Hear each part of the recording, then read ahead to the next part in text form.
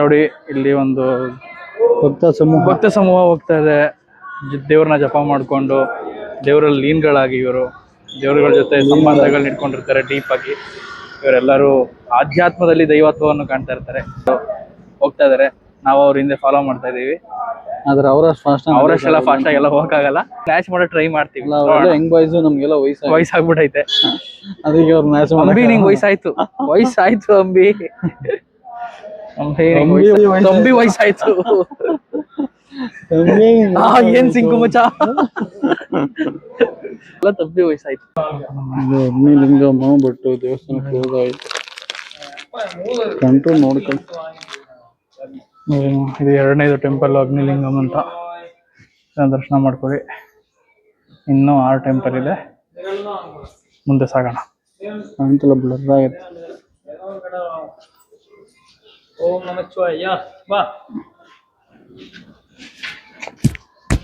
Metal ಲುಗುಮ್ ಅವನು ಸರಿಯಾದ ನಮ್ಮ ಯಾರು ಸುನ್ನಣ ಒಂದು ಬಾ. ಓಂ ನಮಃ ಶಿವಾಯ. ಎಪ್ಪನೇ ಈಶ್ವರ ಪರಮೇಶ್ವರ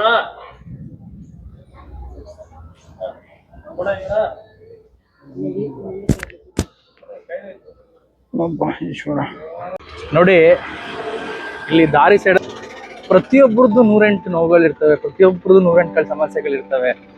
ಅವರು ಎಷ್ಟೋ ದುಡ್ಡು ಮಾಡ್ಬೋದು ಸೈಡಲ್ಲಿ ಕೂತ್ಕೊಂಡು ಬಿಸ್ನೆಸ್ ಮಾಡಿ, ಬಟ್ ಆ ಪೇಷನ್ಸ್ ಇಂದ ಕೂತು ನಿದ್ದೆಗೆಟ್ಕೊಂಡು ಅಷ್ಟೊಂದು ಕಷ್ಟ ಬಿದ್ದು ದುಡಿತಾರೆ ಅಂತ ಅಂದ್ರೆ ಎಲ್ಲರಿಗೂ ಒಂದೊಂದು ಇರ್ತದೆ ಲೈಫಲ್ಲಿ. ನಾನು ಏನೋ ಒಂದು ದೊಡ್ಡದಾಗಿ ಬೆಳಿಬೇಕು, ಎಲ್ಲರ ಮುಂದೆನೂ ಚೆನ್ನಾಗಿರ್ಬೇಕು ಅನ್ನೋ ಒಂದು ಆಸೆಗಳು ಇದ್ದೇ ಇರುತ್ತೆ. ಪ್ರತಿಯೊಂದು ಮನುಷ್ಯನಿಗೂ ಇದ್ದೇ ಇರುತ್ತೆ. ಪ್ರತಿಯೊಬ್ಬರದ್ದು ಒಂದೊಂಥರ 106 ವ್ಯಥೆಗಳಿರುತ್ತೆ. ನಾವು ಹೋಯ್ತಾ ಇದ್ರೆ ಪ್ರತಿಯೊಂದನ್ನು ಕೂಡ ನಾವು ನೋಡ್ಬೋದು. ಒಂದು ಮಿಡಲ್ ಕ್ಲಾಸಿಂದ ಕ್ಲಾಸ್ ತನಕನು ಪ್ರತಿಯೊಬ್ಬನು ನಡ್ಕೊಂಡು ಹೋಗ್ತಾ ಇರ್ತಾನೆ. ಇಲ್ಲಿ ಅವ್ನು ಪಡ್ತಾ ಇರೋ ಪಾಡ್ಗಳನ್ನ ಈಸಿಯಾಗಿ ಅನಲೈಸ್ ಮಾಡ್ತಾ ಇರ್ಬೋದು. ಈಸಿಯಾಗಿ ಯಾವ್ದು ದಕ್ಕಲ್ಲ. ಒಂದು ಟೆಂಪಲ್ನ ನಾವು ಪ್ರದಕ್ಷಿಣೆ ಹಾಕಿ ದರ್ಶನ ಮಾಡೋ ಅಷ್ಟರಲ್ಲಿ 108 ಜನಗಳನ್ನ ನೋಡ್ತೀವಿ. ಪ್ರತಿಯೊಬ್ಬರು ಲೈಫಲ್ಲೂ ಒಂದೊಂದು ಕಷ್ಟಗಳನ್ನ ಹೇಳ್ಕೊಂಡು ಮಾತಾಡ್ಕೊಂಡು ಹೋಗ್ತಾ ಇರ್ತಾರೆ. ಅದನ್ನೆಲ್ಲ ಅನಲೈಸ್ ಮಾಡ್ಕೊಂಡು ಹೋಗ್ಬೇಕಿದ್ದಾಗ ನಮ್ಗೆ ಅನ್ಸೋದೊಂದೇ, ಯಾವುದು ಉಳಿಯೋದೊಂದೇ ಒಂದು ನೆಮ್ಮದಿ ಮತ್ತೆ ಒಂದು ದೈವ ಭಕ್ತಿ ಅಷ್ಟೇ. ನೀವ್ ಎಷ್ಟೇ ಕೋಟಿ ದುಡಿರಿ, ಇಲ್ಲಿ ಸಿಗೋ ಅಂತ ನೆಮ್ಮದಿ ಎಲ್ಲೂ ಸಿಗಲ್ಲ. ಈಶ್ವರನ್ ಓದೋಟ ಯಾರು ಹುಡುಕ್ಬೇಡ್ರಿ, ಆಸೆನೂ ಪಡ್ಬೇಡ್ರಿ, ಯಾವ್ದೇ ಕಾರಣಕ್ಕೂ ಸಿಗಲ್ಲ. ಲಾಸ್ಟಲ್ಲಿ ಯಾರು ಕನಕಾವತಿ ತರ ಕೋಳಿ ಮರಿಯ ತಿಂಡ ಕೊಡ್ತಾರೆ. ಈಶ್ವರನ್ ಓದೋಟ ಈಶ್ವರಂಗೆ ಇರ್ಲಿ ಮಚ್ಚ. ಒಂದ್ ಲೆವೆಲ್ಗೆ ಊಟ ಅಣ್ಣ ನನ್ನ ಕೈಲಿ ಆಯ್ತಾ ಇಲ್ಲ ಅಲ್ಲ. ಈಗ ಬರೀ 2 ಲಿಂಗಂ ಮುಗ್ದವೆ, ಇನ್ನು 6 ಲಿಂಗಂ ಮಾಡ್ಬೇಕು. ಆದ್ರೆ ಬಿಟ್ಟಿಲ್ಲ ಗುರು ಚಾಲೆಂಜಸ್. ನಡ್ಕೊಂಡು ಹೋಯ್ತಾ ಇದೀವಿ. ಅವಾಗ್ಲೇ ಹೆಂಗಾಗುತ್ತೆ ಇಬ್ರು ಪರಿಸ್ಥಿತಿ. ಅಯ್ಯೋ ಅಣ್ಣ ನಮ್ ಕೈಲಿ ಆಯ್ತಾ ಇಲ್ಲ ಅಣ್ಣ. ಅಯ್ಯೋ ಅಣ್ಣ ಅನ್ನೋದೇ ಇವ್ರ ಕತೆ. ಹೇಳ್ದಿ ಆಗುದಿಲ್ಲ, ಸ್ಲಿಪ್ಪರ್ ಹಾಕೊಂಡು ಹೋಗಮ್ಮ ಅಂತ ಹೇಳಿಲ್ಲ. ಬಂದಿರೋದೇ ಉಂಟಂತೆ, ದರ್ಶನ ಮಾಡೋದು ಉಂಟಂತೆ, ಪಾದಯಾತ್ರೆ ಹೋಗೋದು ಉಂಟಂತೆ. ಸ್ಲಿಪ್ಪರ್ ಬಿಟ್ಟು ನಡೆಯೋದೇ ಕಷ್ಟ ಹಾಗೆ ಆಗುತ್ತೆ. ಯಮಲಿಂಗಂ ಮೂರನೇ ಸಿಕ್ತು. ಯಮಲಿಂಗಂ ಅಂತ ಟೆಂಪಲ್ ತೋರಿಸ್ತೀನಿ. ನಿಮ್ ಕೈಲಿ ಆದ್ರೆ ಬನ್ರಿ, ಇಲ್ಲ ಅಂದ್ರೆ ಕಂಪ್ಲೀಟ್ ಲಾಗಲ್ಲಿ ನೋಡ್ಕೊಂಡು ಎಲ್ಲ ನೋಡ್ಕೊಂಡು ದರ್ಶನ ಮಾಡ್ಕೊಳ್ಳಿ. ಎಲ್ರಿಗೂ ಒಳ್ಳೇದಾಗ್ಲಿ. ಆದಷ್ಟು ದೇವರ ವಿಗ್ರಹ ತೋರ್ಸೋಕ್ ಪ್ರಯತ್ನ. ನಿಮ್ಗೆ ಪ್ರತಿಯೊಂದು ಟೆಂಪಲ್ ನ ತೋರಿಸ್ಬೇಕನ್ನೋದೇ ನಮ್ಮ ಉದ್ದೇಶ. ಅದಕ್ಕೆ ಪ್ರತಿಯೊಂದು ಟೆಂಪಲ್ ಕೂಡ ಬ್ಲಾಗ್ ಮಾಡ್ತಾ ಇದೀವಿ, ನಿಮಗೆ ದರ್ಶನ ಮಾಡಿಸ್ತಾ ಇದೀವಿ. ಕೆಲವೊಬ್ರು ಬರಕ್ಕಾಗ್ಲಿ, ವರ್ಕ್ ಪ್ರೆಸರ್ ಅಲ್ಲಿ ನಿಮ್ಗಳು ಟೈಮ್ ಸಿಗ್ದೇನೆ ಇರ್ಬೋದು. ಇದನ್ನ ನಮ್ ಚಾನಲ್ ನೋಡಿ, ನಮ್ ಶಿವ ಅವ್ರ ಚಾನಲ್ ನೋಡಿ ಪ್ರತಿಯೊಂದು ಲಿಂಗಗಳನ್ನ ದರ್ಶನ ಮಾಡ್ಕೊಳ್ಳಿ, ಎಲ್ಲ ಒಳ್ಳೇದಾಗತ್ತೆ. ಅವನ್ ಚಾನಲ್ ಎಲ್ಲ ಕೊಲಾಬ್ ಆಗಿರುತ್ತೆ ನೋಡಿ, ಸಬ್ಸ್ಕ್ರೈಬ್ ಮಾಡ್ಕೊಳ್ಳಿ.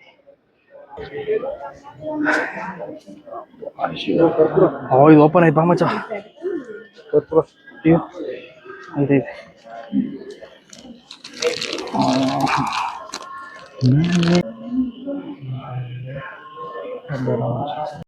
ನೋಡಿ ಸ್ನೇಹಿತರೆ, ಗಿರಿವಲ ಮಾರ್ಗ ರೀಚ್ ಆಗಿದೀವಿ. ಈಗ ಮ್ಯಾಕ್ಸ್ ಟು ಮ್ಯಾಕ್ಸ್ ಅಂದ್ರೆ ಒಂದು 30% ಬಂದಿರ್ಬೋದು ನಾವು. ಇನ್ನ 70% ಇದೆ ನನ್ ಪ್ರಕಾರ. 30%, ಇವನ್ ಪ್ರಕಾರ 25%. ನೋಡೋಣ, ಇನ್ನ 70% ಇದೆ. ಆಲ್ರೆಡಿ ಎಲ್ಲ ಹೊಂಟೋಗ್ಬಿಟ್ಟೈತೆ, ಕಾಲು ಕೈ ಎಲ್ಲ. ಜಸ್ಟ್ ಇವಾಗ ಸ್ಟಾರ್ಟ್ ಆಗೈತೆ, ಅವಾಗ್ಲೇ ಬಾಡಿ ಒಂದು 50% ಹೋಗಿ ಆಗೈತೆ.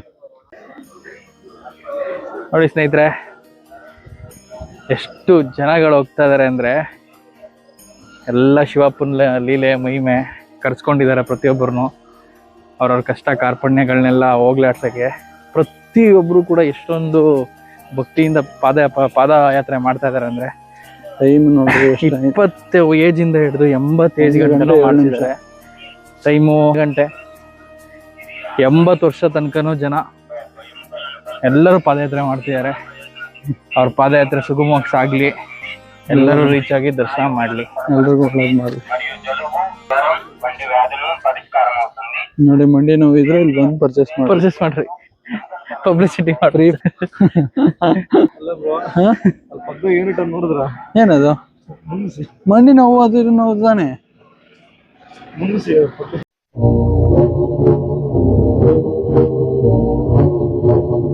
ಮುಂಗುಸಿ ನಾನೇ ನೋಡ್ಲಿಲ್ಲಪ್ಪ. ಭಾರಿ ಮಿಸ್ಟೇಕ್ हो गया सर. ನೋಡ್ಲಿಲ್ಲ ಸರಿಯಾಗಿ. ತಮಿಳ್ನಾಡು ಕಡೆ ಆದ್ರೆ ನಮ್ಮ ಹೆಮ್ಮೆ ನಮ್ಮ ಕೆಂಪುಗಡೆ. ನೀ ಮೆಟ್ಟುವ ನೆಲಾದ ಕರ್ನಾಟಕ, ನೀನಿರುವ ಮಲೆ ಸಹ್ಯಾದ್ರಿ. ಆದ್ರೂ ನನ್ನ ಬಾಡಿಲಿ ಹರಿತಾ ಇರೋ ಒಂದೊಂದು ಬೆವರಿಗೂ ಒಂದೊಂದು ಕತೆನೇ ಹೇಳ್ತಾ ಇದೆ.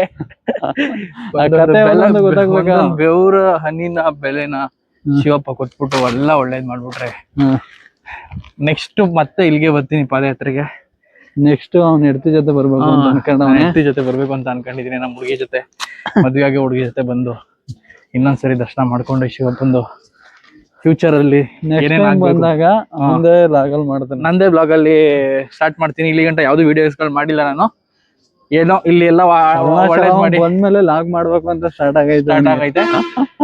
ಇವನಿಂದ ಎಲ್ಲ ನಮ್ಮ ಅಚ್ಚನಿಂದ ಪ್ರೇರೇಪಣೆಗೊಂಡು ನಾನು ಬ್ಲಾಗ್ ಮಾಡ್ಬೇಕು, ನಾನು ನನ್ನ ಡೈಲಿ ಲೈಫ್ ನ ಎಕ್ಸ್ಪೋಸ್ ಮಾಡ್ಬೇಕು, ಪ್ರತಿಯೊಬ್ಬರಿಗೂ ನನ್ನ ಲೈಫ್ ಆಗುವಗಳನ್ನೆಲ್ಲ ಅಪ್ಡೇಟ್ ಮಾಡಿ ನಾನು ಒಂದು ಎಕ್ಸ್ಪೀರಿಯನ್ಸ್ ನ ಪಡ್ಕೊಂಡು ಎಲ್ಲ ತರದನ್ನು ನಿಮ್ಗಳಿಗೆ ಎಕ್ಸ್ಪ್ಲೋರ್ ಮಾಡ್ಬೇಕಂತ ಆಸೆ. ನನ್ಗೂ ಟ್ರಾವೆಲಿಂಗ್ ಇವಿ ಇಷ್ಟ.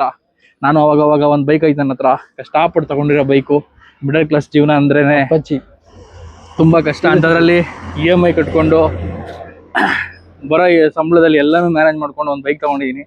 ಆ ಬೈಕಲ್ಲಿ ನನಗೆ ಬೇಕಾಗಿರೋ ಪ್ಲೇಸ್ಗಳಿಗೆ ಕಷ್ಟನೋ ಸುಖನೋ ಹೋಗಿ ಎಂಜಾಯ್ ಮಾಡಿಕೊಂಡು, ನನ್ಗೆ ಯಾವುದೇ ಥರದ್ದು ಎಕ್ಸ್ಪ್ಲೋರ್ ಮಾಡ್ಬೇಕನ್ನೋ ಆಸೆ ಇಲ್ಲ, ಬಟ್ ನಾನು ಎಂಜಾಯ್ ಮಾಡ್ಬೇಕು ಅನ್ನೋದು ನನಗೆ ಆಸೆ.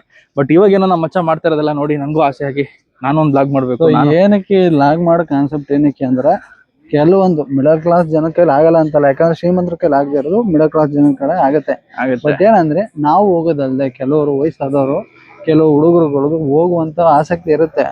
ಬಟ್ ಈ ರಿಯಾಲಿಟಿ ಏನಂತ ಇರುತ್ತಲ್ಲ, ಅದು ಲಾಗ ಮುಖಾಂತರ ತೋರಿಸಿ ನಿಮ್ಗೆ ಬರೋಕೆ ಪ್ರೇರೇಪಣೆ ಆಗಲಿ ಅಂತ ಅಷ್ಟೇ. ಎಲ್ಲರೂ ಮಾಡ್ಬೋದು, ಎಲ್ಲರೂ ಪ್ರತಿಯೊಬ್ರಿಗೂ ಕೂಡ ಮಾಡೋ ಅಂತ ಒಂದು ಇದಿದೆ, ಸ್ಥೈರ್ಯ ಇದ್ದೇ ಇರುತ್ತೆ. ಬಟ್ ಅವ್ರಿಗೆ ಏನಂದ್ರೆ ನಾಚಿಕೆ ಸ್ವಭಾವ. ನಮ್ಮ ಅಚ್ಚಂಗೂ ಅಷ್ಟೇನೆ. ಇವಾಗ ನೋಡ್ರಿ, ನಮ್ಗೆ ಇಷ್ಟು ಜನ ಇದೀವಿ. ನಾನು ಫಸ್ಟ್ ಟೈಮ್ ಬ್ಲಾಗ್ ಮಾತಾಡ್ತಾ ಇರೋದು, ನಾನೇ ಜೋಶಾಗಿ ಮಾತಾಡ್ತಾ ಇದೀನಿ. ನಮ್ಮ ಅಚ್ಚ ಇಷ್ಟಿಂದ ಮಾತಾಡ್ತಾನೆ. ಒಂದು ಜನಸಂದಣಿ ಇರೋ ಪ್ಲೇಸ್ ಅಲ್ಲಿ ಮಾತಾಡಕ್ಕೆ ಹಿಂದೆ ಮುಂದೆ ನೋಡ್ತಾನೆ. ಅವ್ನ ನಾಚಿಕೆ ಸ್ವಭಾವ ಜಾಸ್ತಿ, ಅದಕ್ಕೆ ಅವ್ನಿಗೆ ಬುಷ್ ಅಪ್ ಮಾಡ್ತಾ ಇದೀನಿ. ಮಾತಾಡೋ ಮುಂಚೆ ನಿನ್ ಕೆಲ ಆಗತ್ತೆ ಟ್ವೀಟ್ ಅಂತ ಫುಲ್ಲು ಬುಷ್ ಮಾಡ್ತಾ ಇದೀನಿ. ನನಗೆ ಏನಾಗುತ್ತೆ ಅಂದ್ರೆ, ನಮ್ಗೆಲ್ಲ 4 ಮೂಲೆಲ್ಲೇ ಇದ್ದು ರೂಢಿ ಆಗಿರೋದ್ರಿಂದ 4 ಜನದ ಮುಂಚೆ ಮಾತಾಡ್ಬೇಕು ಅಂದಾಗ ಏನ್ ಅನ್ಕೊಬಿಡ್ತಾರೆ, ನಮ್ ಬಗ್ಗೆ ಏನ್ ತಿಳ್ಕೊಂತಾರೆ ಅನ್ನೋ ಒಂದು ಒಳಗಡೆ ಐತೆ.